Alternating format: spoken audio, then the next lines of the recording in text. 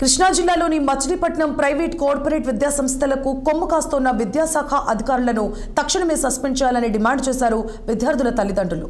Private corporate పాఠశాలల్లో ప్రభుత్వ విద్యా నియమ నిబంధనలకు విరుద్ధంగా పుస్తకాలు, యూనిఫామ్పై అధిక ధరలు వసూలు చేస్తున్నప్పటికీ విద్యాశాఖ అధికారులు మాత్రం పట్టించుకోవట్లేదని విద్యార్థుల తల్లిదండ్రులు ఆవేదన వ్యక్తం చేశారు.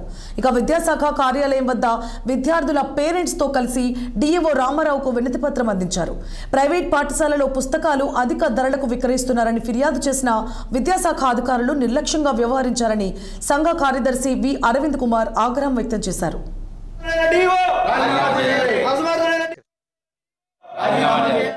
నెల 13వ తారీఖున మా సంస్థ తరపున డిఓ గారికి ఒక రిప్రజెంటేషన్ ఇవ్వడం జరిగింది.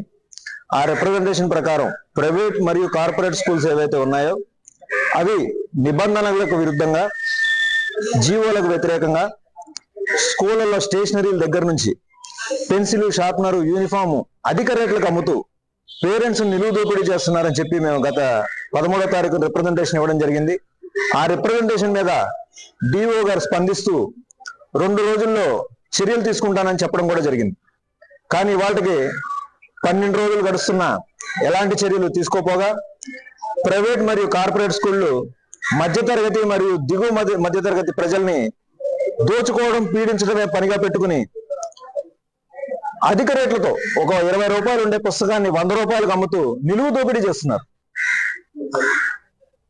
ఈ సందర్భంగా గవర్నమెంట్ విద్యాశాఖ పూర్తిగా ఈ విషయంలో ఫెయిల్ అయిందనే చెప్పాలి. కాబట్టి ఈరోజు మేము పేట్రియాటిక్ డెమోక్రటిక్ మూవ్మెంట్ తరఫున డిఓ గారి ఆఫీస్ ఎదురుగుండా ఒక హర్తాల్ ప్రొటెస్ట్ చేయడం జరిగింది. ఈ ప్రొటెస్ట్ సందర్భంగా మేము డిఓ గారిని ఏమని కోరామంటే, వెంటనే ఏవైతే స్కూల్స్ ఉన్నాయో ఆ స్కూల్స్ అన్నిటి మీద మెరుపు దాడి చేసి ఏవైతే నిబంధనలకు విరుద్ధంగా, జీవోలకు వ్యతిరేకంగా స్టేషనరీ యూనిఫామ్లు అమ్ముతున్నారో వాటన్నిటిని సీజ్ చేయాలని కూడా అడగడం జరిగింది. డిఓ గారు యుద్ధ ప్రాతిపదికన ఇప్పుడు ఎంఈఓలందరికీ ఇన్ఫర్మేషన్ ఇచ్చారు. ఎంఈఓలందరికీ 12:30 లోపు అన్ని స్కూళ్లలో మెరుపు దాడి చేయవలసిందిగా